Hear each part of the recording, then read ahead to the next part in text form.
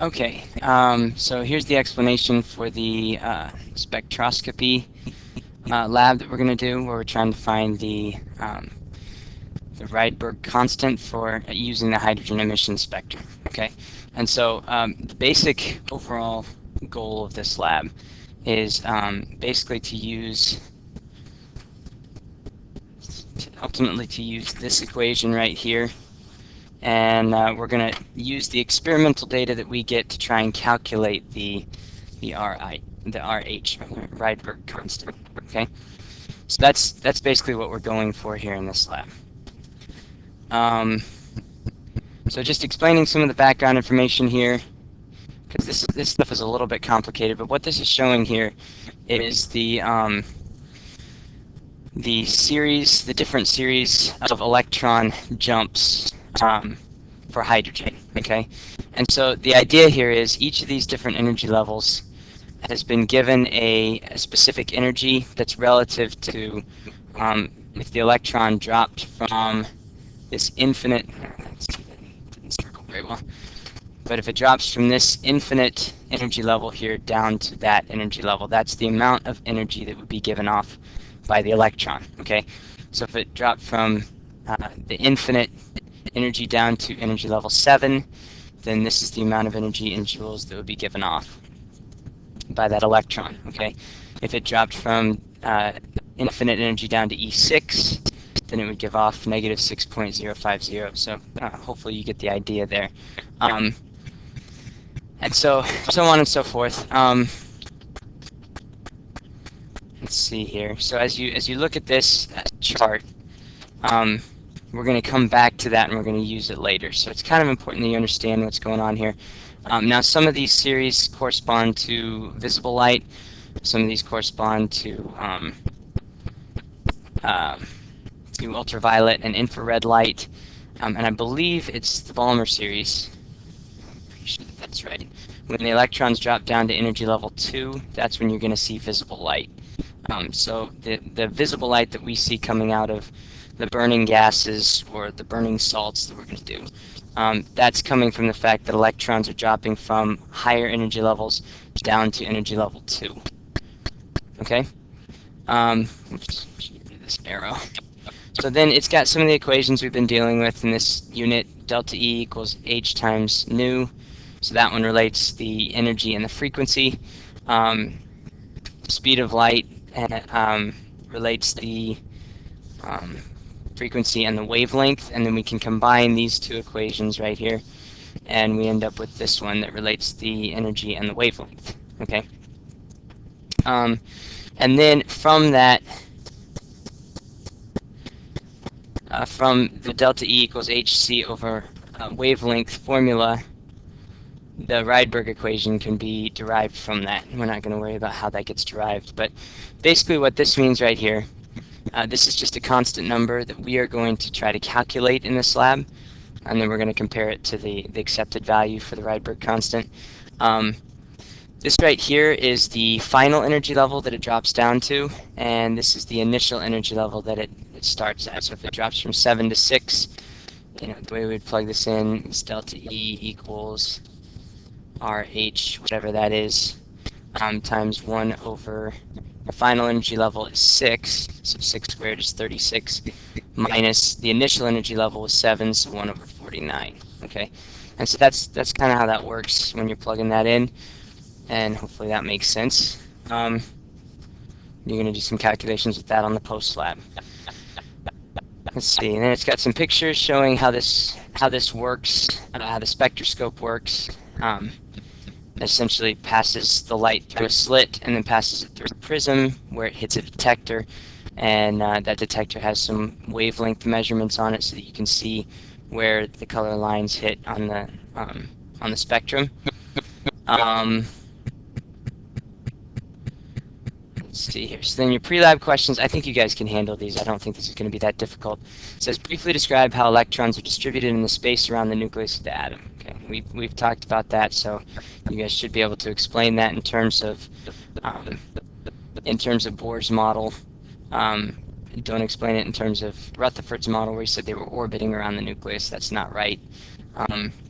But talk about Bohr's model, talk a little bit about maybe Heisenberg uncertainty principle, where we can't exactly know where those electrons are, but we talk in terms of probabilities, that sort of thing. But Bohr's model is really the most relevant model to this particular lab, because he was the first one to come up with the idea that the electrons can only exist in certain energy levels, and when they jump down from one energy level to another, they give off light with specific frequencies. Okay. So then the second question here, what's the frequency of light that has a wavelength of 540 nanometers? So just, pay attention to what variables are in the question. Frequency and wavelength. So this one we're going to use the c, speed of light equals the wavelength times the frequency, and we can solve that way. Speed of light, you can look this up in your notes, but it's 3.00 times 10 to the 8th meters per second. So you're going to need that constant value. What is the energy of a photon of the light described in question 2? Okay, once you have the frequency, then you actually have two choices here. You could use either of these two equations. This one right here, because we have the frequency. Or you could use this one because we also have the wavelength. So whichever one you prefer to use. If you're going to use this one, the h is, again, this is on your equation sheet, but 6.63 times 10 to the negative 34th joules. Actually, that constant might be joules times seconds. Yeah, I think it is joules times seconds. So anyway, you get the idea there. When you're plugging these in, I mean, it's pretty easy calculations on the Prelab. Let's see here. As far as the procedure, I think you guys know what we're doing here. So on the calibrations, we talked about this the other day. What you're going to get here when you first do the mercury, okay? So this part A, this is for mercury. And you should have found 4 experimental wavelengths for that. And then what you're going to do is you're going to take that and compare it to the known wavelengths that are over here and just find the difference between those two, okay? So then once you find the difference on each of the 4, then you're going to take the average difference down here. Just add them all up and divide by 4. That's all you have to do on that part. And then that average difference right here, you're actually going to plug that in. That's going to be your calibration number when we do the emission spectrum for hydrogen, okay? So then when you do the hydrogen, you're going to, again, measure the wavelengths, and then you're going to add or subtract your calibrated number depending on whether it was over or under the known wavelengths up here, okay? And then you'll have your adjusted wavelength, and then you can compare all of that, not all of that, but you can specifically compare the adjusted wavelengths right here to the known wavelengths, okay? And see how they compare, and then you can get a percent error. And remember, percent error, we're talking the experimental minus the accepted, and this is the absolute value of that, over the accepted times 100. Okay, that's how you find your percent error there. So that's that. Once you get your percent error there, now we're going to do some analysis calculations. It says show the calculations used to find the delta E associated with each of the lines in the hydrogen emission spectrum. Summarize your results in the first 2 columns, the second table found in the next step. Okay, so all they're saying there is once you find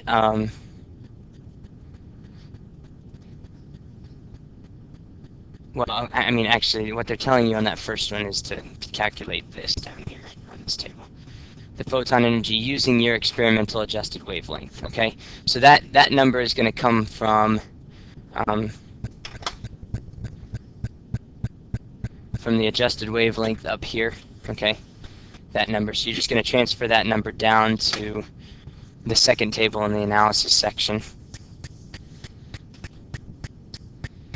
And then once you do that, then you should be able to calculate the energy using the E equals hc over the wavelength formula, okay?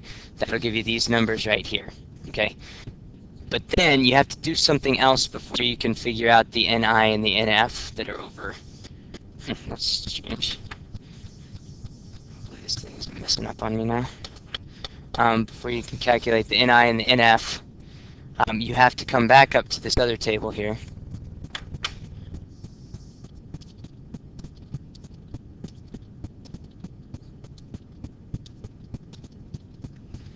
And when you come back up to this other table, here we go.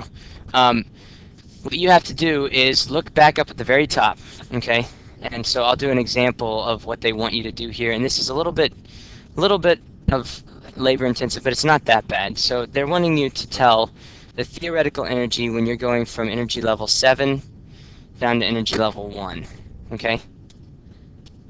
So if we're going to do that, we got to go back up here to the top, where it tells us the energy for level 7 and the energy for level 1, okay? And then what we're basically going to do here is we're going to take these two and subtract them from one another, okay? And so the bigger the two numbers is the energy level 1, obviously. So negative 2.178 times 10 to the negative 18th, and you subtract the negative 4.445 times 10 to the negative 20th, and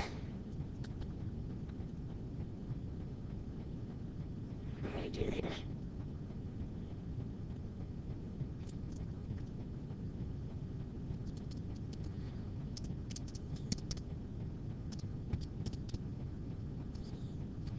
So I'm taking the E1 minus the negative 4.445 times 10 to the negative 20th.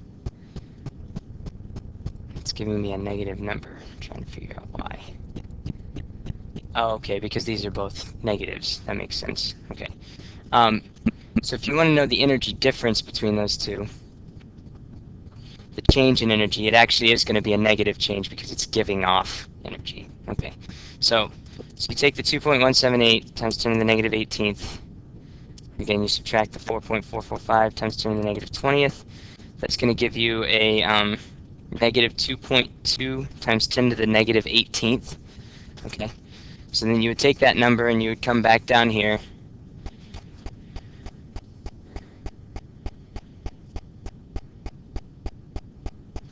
And you would record that theoretical change in energy when it drops from 7 down to 1. Okay. Now, this is technically a negative energy change. When we plug this into the when we plug this into our formula here, I mean, the energies that you got here, these photon energies, you're going to find those as positive numbers, okay? Because your wavelength is positive, everything in your equation is positive. So you just have to think about the fact that we're talking about change in energy here when it drops from one to the other.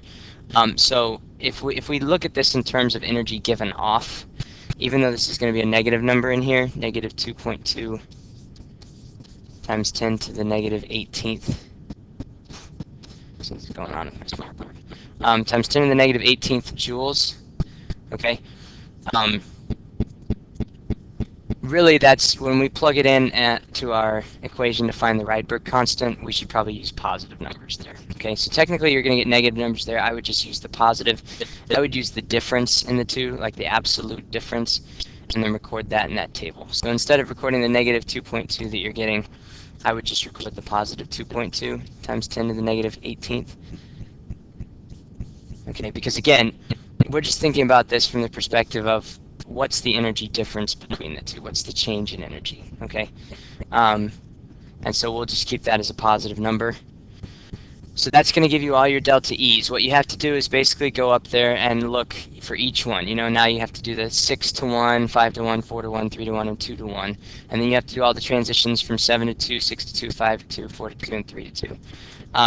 Then what you're going to do, once you have all of those theoretical delta E's calculated, you're going to come back over here and you're going to compare the energies that you found. You're going to compare those to the theoretical energies up in this table, okay? And let's say that one of your, you know, I'm expecting that it's probably going to match these numbers most closely because, again, the visible light spectrum, that's going to be the ones that drop down to the second energy level. I'm pretty sure it's Balmer series. So what that means is, let's say that you've got, your red wavelength corresponds to, and I can't remember what it's going to actually correspond to, but let's say that it corresponds to the energy for the 4 to 2 drop. Okay, so then you're going to say, all right, so I think this was a 4 to 2 transition of that electron, and that's why I'm seeing that particular wavelength of light. Okay, and so then you're just going to do that for each of the 4. And that way you have some idea, you should have some idea at that point what the electrons were doing that you're actually seeing, which is kind of cool because it's, it shows us, okay, so this red light I'm seeing, that's because it's dropping, an electron is dropping from the 4th energy level back down to the 2nd. So it's kind of cool to understand why the colors are happening. So then, what you're going to do is you're going to use the Rydberg equation up at the very top here, okay? So we have this Rydberg equation, and we know our delta E's now, our experimental delta E's, and we also know the energy transitions, the NF and the NI, that we think happened there. Okay? So then for each of the 4 that we found, right here, okay, so for each of our 4 wavelengths, we're going to plug in, basically, I just keep circling these, we're going to plug in the energies and the Ni and the Nf into that equation 4 times. So we're going to find 4 different values for RH. Okay? And I think that's what the table shows. Experimental value of RH. Yeah, and it has 1, 2, 3, and 4 for each of the different colors. Okay? And then they want you to calculate the average experimental value of RH. So you just add those up and divide by 4. Okay? Then they're going to have you look up the theoretical value for RH. I meant to look this up before I started making the video, but I'm gonna see if I can dig through your equation sheet real fast and see if they give you the value of the Rydberg constant. They don't give it to you on here, okay? So you're gonna have to look that one up because I don't have it in front of me right now. But you should be able to find that fairly easily. I would imagine that your textbook has the value of RH, or you could just look it up online. Then you're going to compare that with the experimental value, the average experimental value that you got for number 4, right above evaluation there, okay? And then you can determine the percent error for that one as well, okay? So that involves another calculation there. Now on the conclusion questions, it says the purpose of the lab, and it just wants you to comment on whether the purpose was achieved. And then the second question here is kind of interesting. Astronomers often use spectroscopes to determine the chemical makeup of a star millions of light years away, and you have to explain how this may be accomplished. It's basically the same process as what we just did, except the elements are burning in these stars really, really far away, and if we can kind of isolate the light from one star, pass it through a prism, then we can see its atomic emission spectra. And if we can see certain characteristic lines in there, then we can say, oh, okay, this thing has some sodium in it, and it has some hydrogen, it has some helium, okay? And so it's kind of cool how that works, but you can use that to figure out exactly what's in a star, even though, we're nowhere close to being able to get to that star, just by analyzing the light that's coming from it. Now, the third question here, just kind of interesting information again, especially if you have more of a physics bent.